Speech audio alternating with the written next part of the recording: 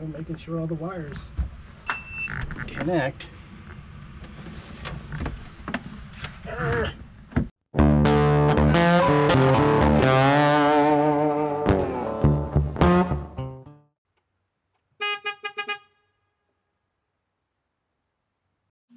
Hey, it's Jason. So it's a few days later, and I'm sitting here in my office editing some videos and doing some work and whatnot. The Comutacar is not running. Louis, I can't thank him enough. Awesome job. He was kind enough to drive up here from Virginia and take a look at it with me and do a lot of testing, a lot of electrical testing. And it's good validation for what Morrison and I did previously.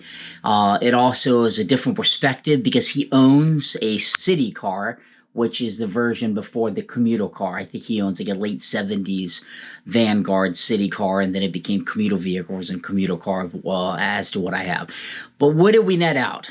We netted out with, it seems like everything's getting power. It seems like the batteries are good, the power from the batteries to the controller, the signal from the brake, the signal from the ignition switch, all of that seems good. It seems like the issue might be the controller actually sending the proper signal to the motor. Again, I'm a little over my head on this, but I'm in chats with a company that makes an aftermarket controller that I'm going to attempt to purchase and potentially configure. It plugs into a laptop and you do some coding and you can configure it to make it work on the Commutacar. So the next step is, and this is going to be a slow project, it's not a huge priority, although I wanted to get it running by September. It's starting to look like that might not be a reality. I'm going to get the controller ordered. Everything is backlogged because of the chip shortage that we're having, and I'll get the controller installed and see what we have. I would still love to have this running by September and would love to take it to the EV car show in Poolesville, Maryland in September. But Louis, thank you, buddy, for your help. Thank you for bringing that brake switch to me. And everybody, check out his Commutacar City Car YouTube playlist. There's a link in the description here. He's compiled a ton of great videos that if you have a Commutacar or if you're interested in one, you might find useful. So let's go ahead and walk through and we'll kind of show you what we've done while he was here. So this is as if you are a fly on the wall watching us troubleshoot this 1981 Commutacar. Enjoy. I'm just making sure that the wire, it has continuity, like there's a direct connection, that nothing. So basically from the main breaker per se to the, what is that will connect to over there? Like actually, this. No, this is connected to the motor, right? This is the motor. So this is the one I want to make sure. But what is that going to that you're testing right there? The main? The main, yeah. Okay. What? It is the main, right? Let's see. And it is. That's on. So like he was getting concerned when we were testing previously. He's like, could the wire be bad? What in the world? Yeah. Maybe I just don't have the right thing that I'm touching. It worked for a second. Right. We can at least see. We should get both of these, right? And this is probably going to be at negative voltage since I'm in reverse. 51, okay. So that wire is connected. Otherwise I wouldn't have gotten a voltage. Mm-hmm. But why am I not getting any sound over here?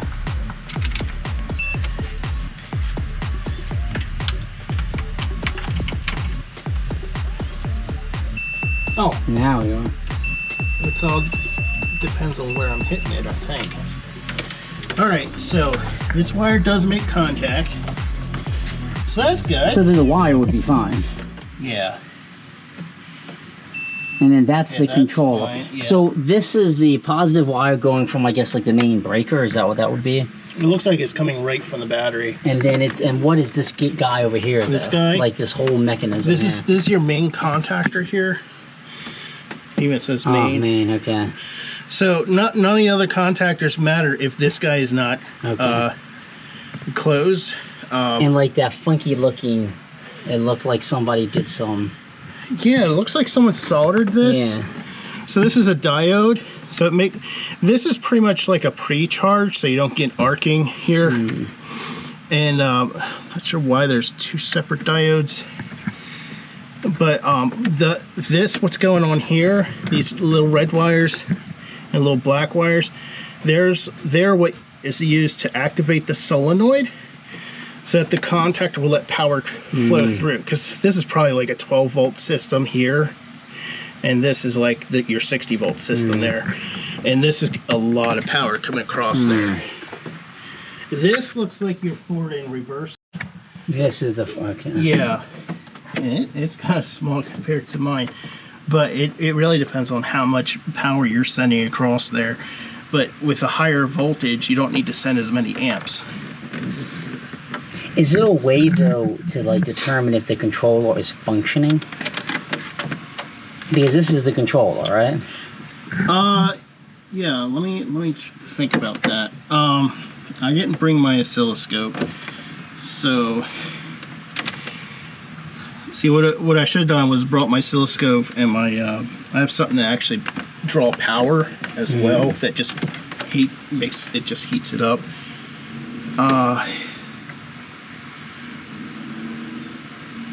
Wait a minute. Negative to controller. Yeah, that's fine. And your whole frame is negative, by the way. So never touch it with anything on positive. It would spark, I guess. The frame's aluminum, right? Galvanized. Yeah. You wouldn't believe how quickly metal melts with the kind of amperage and voltage that you've got here. Even with 12 volts, like it'll melt. And oh my goodness. You run the possibility of it fusing to the battery as well, or the frame, which makes it worse. So if you've got a fuse, that's your fuse, right? Yeah, that's your best protection is just put fuses on everything. Okay, your battery negative's good. Your battery positive is good. We already determined that. This guy is connecting. Actually, let me put this. Let me go grab some alligator clips. Sent to it from the other side of the contactor. So you have the little alligator clip on the controller going to the meter, and then you're making sure it's getting power. Yeah. So here's the power directly from the that fuse box. Now, right now, there should not be a connection between those 2 points. Once I press that pedal, there should be a connection, and then my meter should be able to pick it up and say, "Hey, there's continuity." That shouldn't have happened. And it's not because the brake switch is out, right? Oh, wait a minute. There's a diode. Let me reverse these. I think that also has an effect sometimes with diodes and the way that this works out.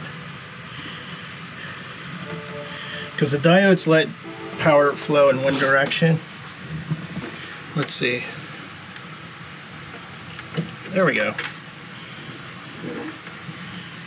Okay, so now if I press this, okay. So then we know when you hit the gas pedal that the controller is getting power. Yeah, I'm making sure that the main controller is definitely making a contact with both points to let the power flow. Got it. So that means the controller is getting a battery plus. No question about that. So I don't know if you saw when we were doing that troubleshooting video a few weeks ago, like the guy that had this had it in a shipping crate at his house, and when he drove out of the crate, he said that bump, he hit the bump like 6 inches. Yeah. And then it stopped accelerating. And then that's when he parked it and it sat, because he was like closing his shop, and then he put it in the shipping crate, and then it sat for like a year. So he like was like, "Oh, Jason, I'm sure it's probably something simple." And I was like, "Well, of course, right? That's." Yeah. Let's just make that okay. That operates fine. I'm trying to think. B plus.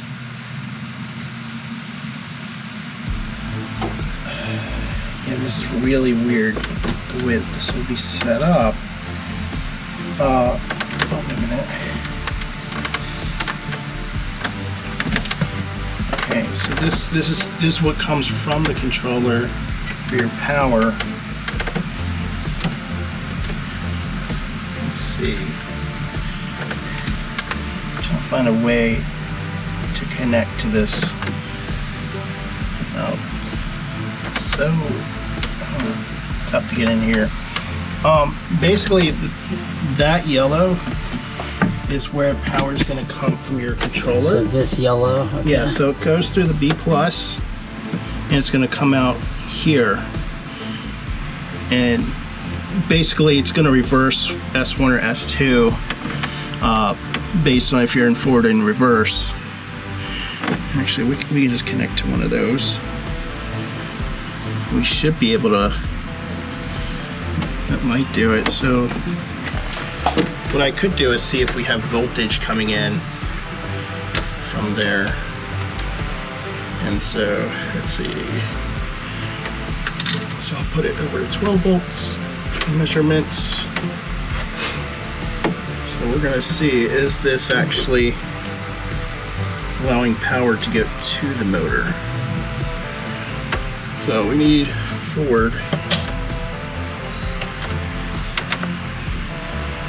Huh? I didn't even press the. We're already at 40 volts. And what, should that be 0 because the accelerator is not pushed? I thought so. Something's odd. I don't want to go any further than that. I guess that's a good question. Like, how would you know if the motor's bad? Like, if power and everything seems correct and you're hitting the accelerator, the motor may not make any noise or anything, or would it not have power? You would probably disconnect everything on the motor and hook it up to like a 12-volt battery. And you don't want to keep it connected for too long. Yeah, to see if it would just spin directly on the battery. And you would jack up your wheels for no load, but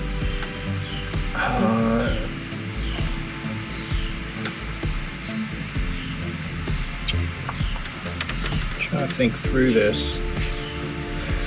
This guy should control power going through the motor with a pulse. That's the big thing for this guy. And that the pulse should be going through the yellow.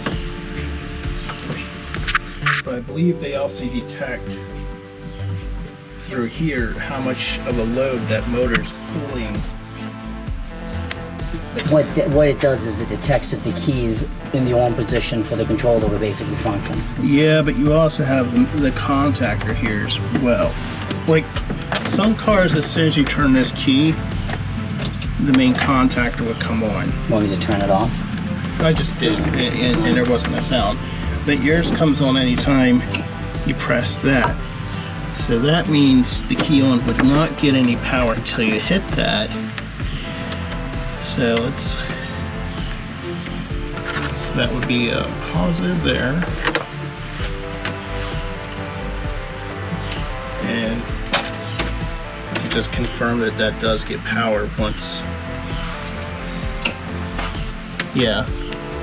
Got it. So your key on works.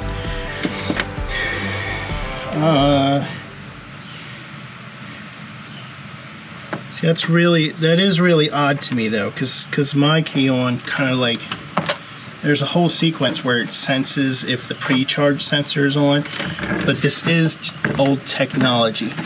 Now this says 36 to 48 volts, and you've got like 50 some odd volts coming in. So I don't know if that could be an issue. Pot H and pot L. All right, let's check out the potentiometer, see what they're doing. And we could check for resistance. It should be 0 to 5 kilo ohms, I think, usually. Let's see. So we'll change this to resistance. See, I just know enough to be dangerous. Hey, it's more than me. Alright, so 72 ohms. Nothing.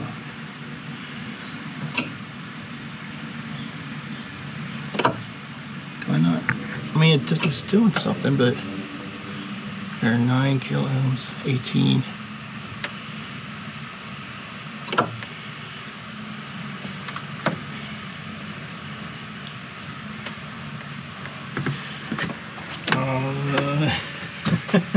There's also an issue where resistance can actually muck with. This is basically testing the resistance when you hit the pedal. Can you just explain, I guess, so I can... Yeah, so your pedal is a potentiometer. Do you know what those are? Not really. A potentiometer is like a variable resistor. The more you turn them, the more resistance you have.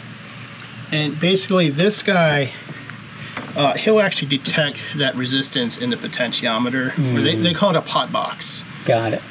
In short for potentiometer box. So that's why you see pot H and pot L down here. So there's a high and a low. So the more you push it, effectively the controller is determining what to tell the motor to put out. Yeah. You're telling the controller how fast you want to go. So it's doing a bunch of math in there, basically. Yeah, and it's sending out a pulse. It is always sending out, what, 50, 60 volts constantly to that motor. Well, not constantly, it's pulsed to that motor. We're detecting that key switch is on. We hear the switches going on and off in either direction. What I'm not sure how to test is if I'm getting a signal from this guy or not, a pulse signal or even any signal. Let's see.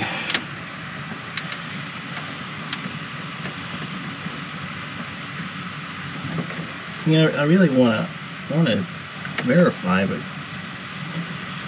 I'm having too much trouble trying to see. So that's negative. And we'll try this again. Do it up here. All right. And this is testing what? We're just trying to test if this guy's sending power to the motor. So if the controller is sending power to the motor? Yeah, and it just seems like it's always sending power. Wait, no, not yet.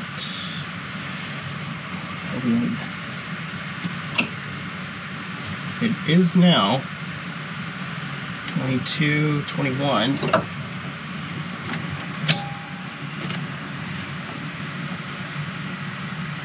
Oh, 51. Why is it only half the power when nothing's there? It's kind of odd. 51. But if it's not on, it's setting 24 volts. That is weird. All right, so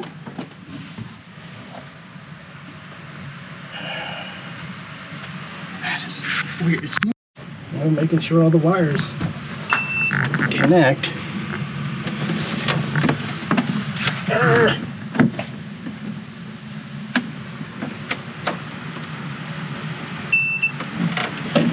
Okay. There's that one down there, which works in half when it's not in forward or reverse, but so it seems like the controller is trying to tell the motor to do something. it feels like that. It could be that you have to get a new controller. I'm seeing voltage coming to the controller. I'm seeing that this wire's good. It is connected to that bolt. This wire's good. This wire's good. This wire's good. I just tested all 4 of these wires. They all go. Well, 3 of them go to the motor. I tested that one too. So 4 wires. Yeah, you've got voltage going to the motor. This guy sees that you're hitting the pot box. So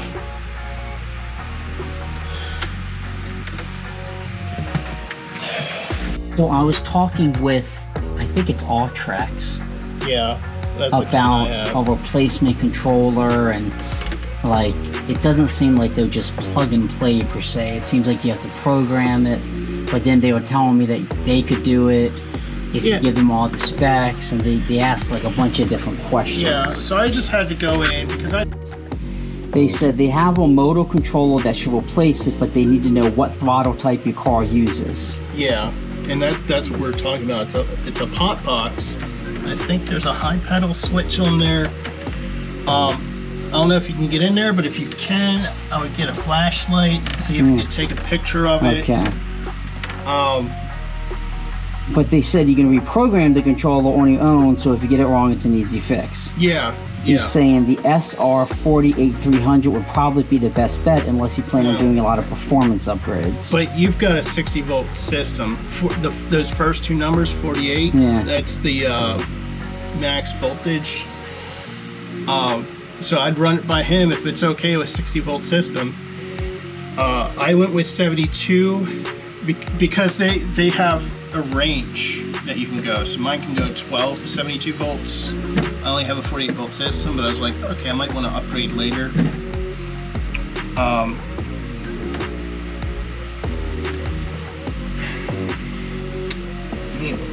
It could also be the motor too, but it doesn't seem like. Wait a minute. This is the controller is starting to look more and more prone to possibly being the issue. Yeah, I think it's something to do with that controller, but I'm not familiar with it to be able to give you a definite yes or no. I still find this is kind of weird being on the contactor instead of the controller's B+, but that's just because of the all tracks. That's what they're going to tell you to do in their diagrams. I don't know if you have diagrams of the... Yeah, I mean, this whole book here is the...